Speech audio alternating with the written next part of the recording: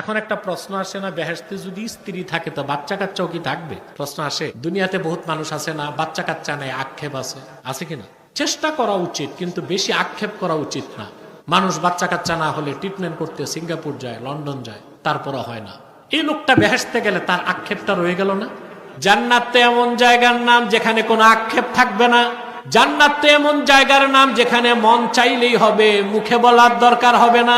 আব্দুল্লাহ বিন মাসউদ রাদিয়াল্লাহু তাআলা আনহুকে আল্লাহর হাবিব সাল্লাল্লাহু আলাইহি ওয়াসাল্লাম বলেছেন, আব্দুল্লাহ বিন মাসউদ শোনো, ইন্নাকা লাতাশতাহিত তায়রা ফিল জান্নাতি ফায়াখিররা বাইনা ইয়াদাইকা মাশউইয়া। আল্লাহর জান্নাতে যদি তোমার উড়ন্ত পাখি খেতে মন চায়, মুখে বলার দরকার হবে না, মন চাইলে পাখি ভুনা হয়ে তোমার হাতে চলে আসবে।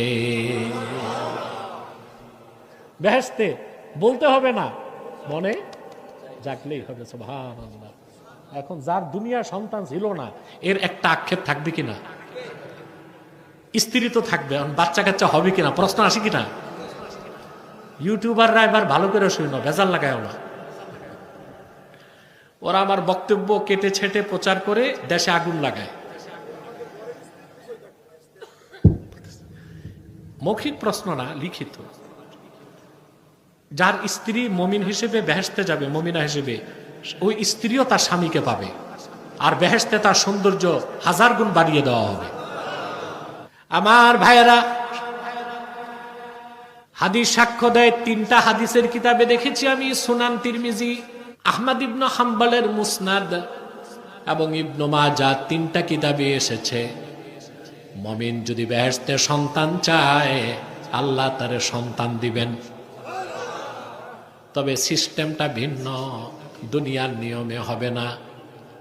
হাদিসের সরায় আসছে, কানা হামলুহু ওয়া ওয়াদউহু ওয়া সিন্নুহু ফি সাআতিন ওয়াহিদা।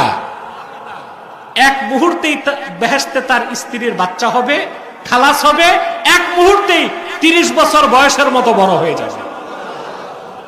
সুবহানাল্লাহ। সিস্টেম ভিন্ন, সিস্টেম ভিন্ন।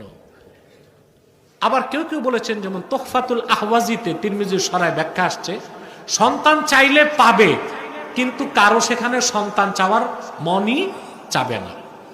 কথা বুঝতে পারছেন?